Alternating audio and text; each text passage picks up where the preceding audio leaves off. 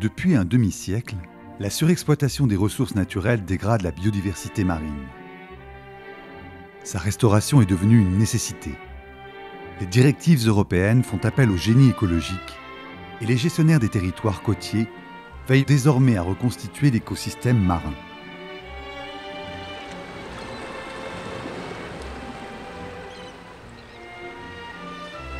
Sur la côte varoise, l'archipel des Ambiers possède une lagune. Cette exception méditerranéenne est une aire marine protégée Natura 2000. Les pêcheurs au petit métier collaborent à sa réparation écologique. Je vais mettre les jouets, pas perdre les jouets. J'ai regardé. Bonjour. Il y en manque un déjà. Une fois je l'ai vu, il n'y avait pas mis de jouet. La batterie, j'ai tout tué. La batterie, la poule. Ah ben tout qui me l'aura. Il faut pas qu'il y ait devant. Hein.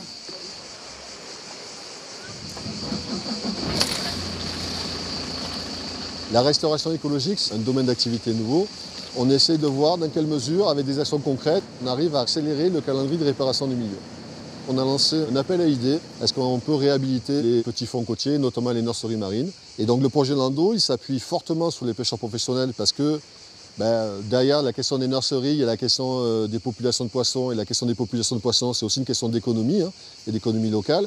Et en zone littorale, dans un secteur comme la lagune du Bruce, l'économie de pêche au petit métier, elle a quand même du sens. L'Institut Ricard, forcément, parce qu'il est localement implanté et il est l'animateur de cette réflexion scientifique en accompagnement des sociétés privées qui travaillent à la mise au point de méthodes. Et puis les citoyens qui pratiquent ce milieu. Et si on veut faire en sorte que tout le monde s'y retrouve, il faut qu'on mette en commun nos moyens, nos capacités et notre savoir. La lagune du Brusque a une configuration particulière avec des passes qui la relient au large, avec un récif barrière de Posidonie, avec un herbier de Cimodocée qui est une autre plante marine et qui a toutes les caractéristiques pour être une nurserie de poissons. Elle a d'ailleurs toujours été considérée par les pêcheurs, par les observateurs comme une nurserie. Mais ça n'a jamais été validé scientifiquement.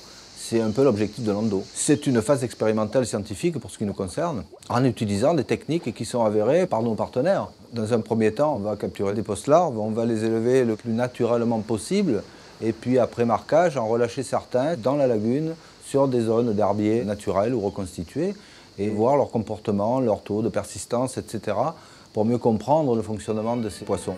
8 fois par mois, les pointus calent puis relèvent les attracteurs lumineux autour de l'archipel. Ils capturent les postes-larves pour accélérer le repeuplement des poissons.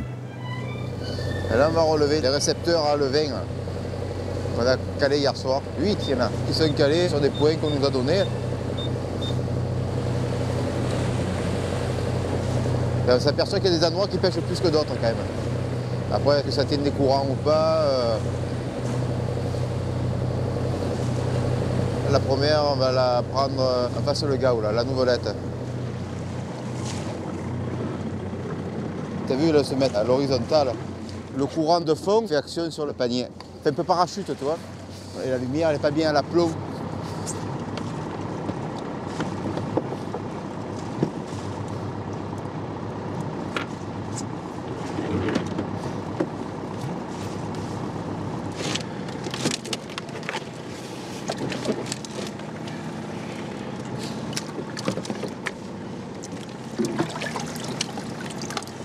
Ah, là, il y en a. Petit rouget. Il y en a un vivant. Quand il y a la méduse, tu les brûles, tu vois. Alors là, maintenant, je vais déposer les glacières aux scientifiques. Ils vont compter les alevins, ils vont les traiter. Voilà, ils me redonnent 2 glacières vides pour demain. Ils ont un calendrier, ils te donnent le feu vert en fonction de la lune. Chaque mois, il y a une semaine qui tombe dans la lune sourde. Il ne faut pas qu'il y ait pleine lune, quoi. Le prud'homme, il a convoqué un peu les pêcheurs qui étaient volontaires pour cette mission. Ça responsabilise un peu, ça permet de nous impliquer dans la recherche. On peut peut-être justement anticiper sur les filets. Suivant les pontes, peut-être qu'il faudra choisir un peu plus tel type de pêche ou pas, toi. Salut. Salut. L'équipe scientifique amène les postes-larves à la ferme aquacole. Elles grandiront en milieu protégé. C'est au stade larvaire que le taux de mortalité reste le plus élevé. Cela est dû aux prédations et à la dégradation des habitats naturels. L'intérêt de la lagune du Brusque et donc du projet Lando, c'était de tester 2 techniques qui avaient déjà été utilisées en Polynésie française. L'attraction des larves par la lumière, ce qu'on appelle le Caire, et les filets de passe. Et le seul endroit que je connaisse aujourd'hui en Méditerranée où il y a la possibilité de mettre des filets de passe, c'est dans la lagune du Brusque.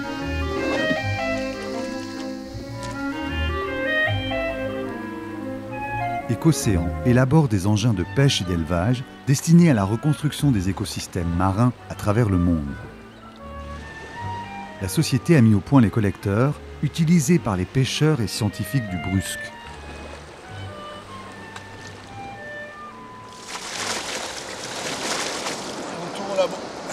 L'objectif de capturer ces larves, avec la technique du Caire ou avec le filet de passe, c'est donc de prendre ces poissons, de les élever pendant quelques semaines, quelques mois, les rendre plus forts et les réintroduire. Au départ, la lagune devrait être une nourricerie, donc pas une frayère. Il faut faire la différence entre frayère et nourricerie. Frayère, c'est l'endroit où les poissons pondent et mettent leurs œufs et leurs gamètes.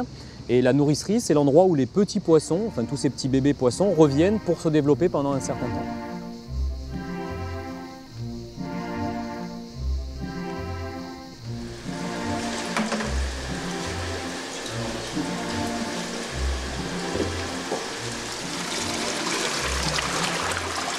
Là, on va les laisser prendre 5 minutes pour qu'ils puissent se calmer un peu.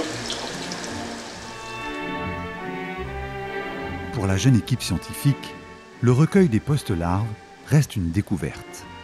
Il s'adapte au jour le jour en fonction des espèces capturées et des informations qu'ils collectent avec l'avancée du projet. Ils devront préserver le plus grand nombre avant de relâcher les poissons dans la lagune.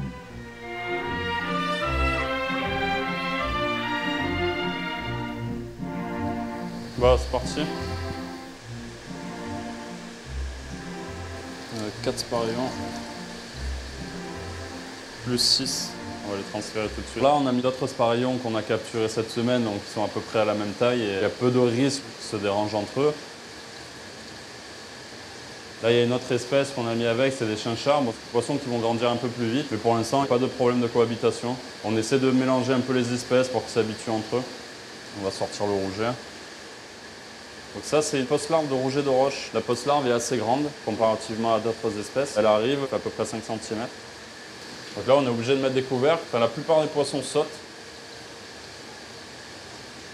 Donc ça, c'est une espèce qui s'acclimate assez facilement. On ne peut même pas voir le nouvel arrivant. Dès qu'ils sont en banc, ils déstressent. On a vu qu'on avait une petite rascasse lorsqu'on a sorti les collecteurs du filet. Mais la rascasse, elle fait à peu près 5 mm. Donc là, au milieu de ces herbes, Le projet Landau participe à l'analyse scientifique sur les post-larves, débutée il y a une quinzaine d'années à l'université de Perpignan. On ne connaît pas tout le cycle de vie de beaucoup d'espèces en littoral. Eh bien, on a encore des incertitudes sur les zones de ponte. On a des problèmes de compréhension du fonctionnement de ces zones de reproduction. Certaines années, ça marche bien, d'autres années, ça ne marche pas bien. Et là, on n'a pas encore les clés, les réponses. Et après, les œufs qui deviennent des larves, ça part dans les courants. Et là, il y a encore aussi pas mal de choses à découvrir. Et là, l'intérêt du projet de capturer ces post-larves, c'est que on a fait ça pendant toute l'année. Certaines espèces arrivent à des moments bien précis et ont des quantités qui sont assez importantes.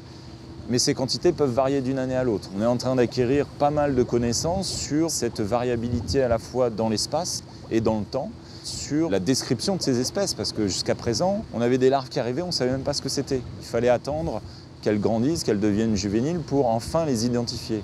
Là, grâce à ces individus qui ont été pêchés, on a tout un atlas de photos avec des phases de transformation qui nous permettent maintenant de mieux les connaître et aussi de mieux comprendre leur comportement.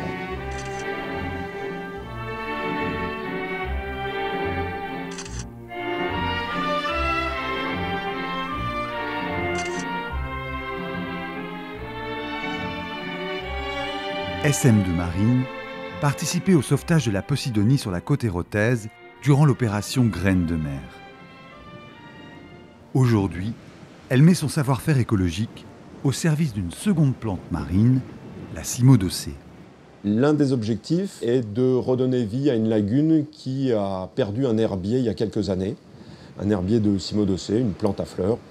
À partir de boutures ou de graines de ces végétaux, les faire pousser dans une pépinière marine, ici dans l'Hérault.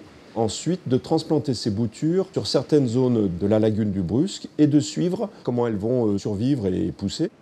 Alors la première étape, elle est d'obtenir les autorisations d'utiliser, de récolter, de cultiver, de transporter et de transplanter les cimodocées, car c'est une espèce protégée. Il faut ramasser des graines ou des épaves et produits de ces végétaux qui sont trouvés sur les plages, tout simplement pour ne pas avoir d'impact sur la prairie existante et sur l'herbier bien vivace.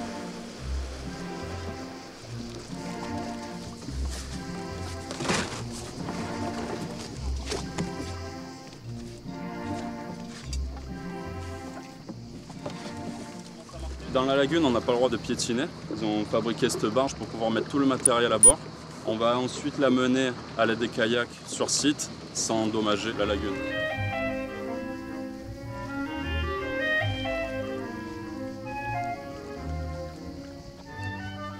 On a transplanté des boutures dans un cadre en bois qui a une flottabilité négative. On a fait des fixations par des ancrages pour qu'ils ne viennent pas disparaître s'il y avait un fort courant. Et au-dessus de ce cadre, on a mis un filet pour ralentir les effets de prédation. Il y en aura toujours, mais au moins, ce ne sera pas l'ensemble du rhizome et de la racine qui va être débusqué et mangé, mais ça va être peut-être les frondes qui sont pleines de polysaccharides et qui intéressent les poissons comme les sautes. Là, on a fait la transplantation sur 3 sites, ce qui permet d'avoir un réplica, chaque fois de 1 mètre carré. Alors, il y a eu un suivi qui a été fait 2 jours après pour faire le point zéro, pour voir combien on a d'individus, à peu près 250 à 300 feuilles par mètre carré. Donc, la phase d'autorisation, la phase de culture, la phase de transplantation, la phase de suivi des poissons sur ces mètres carrés d'herbier qui ont été transplantés. La classification aire marine protégée favorise à long terme la protection écologique de la lagune. Les gestionnaires du territoire pourront désormais équilibrer le développement socio-économique avec une exploitation durable des ressources naturelles. C'est une première phase des grandes missions Natura 2000, c'est assurer une présence pour que l'ensemble des usagers utilisent le site dans les bonnes règles de protection de la nature.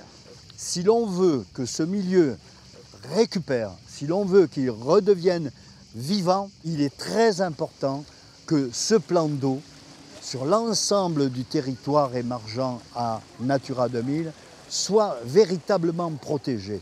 Aujourd'hui, on est dans une phase intermédiaire où on essaie de mieux comprendre comment on restaure le milieu, mais peut-être à long terme, il y aura par exemple un procès-verbal si on a détruit malencontreusement ces herbiers qui permettra de financer la restauration. Ça existe aux États-Unis et on en est loin. Cette thématique nouvelle, restauration, on l'a construite dès le départ avec l'ensemble des acteurs, qui s'avère plutôt prometteuse, que ce soit en termes d'efficacité ou aussi en termes d'économie au sens propre. On sent bien que si on veut avancer, il va falloir mettre en place une filière.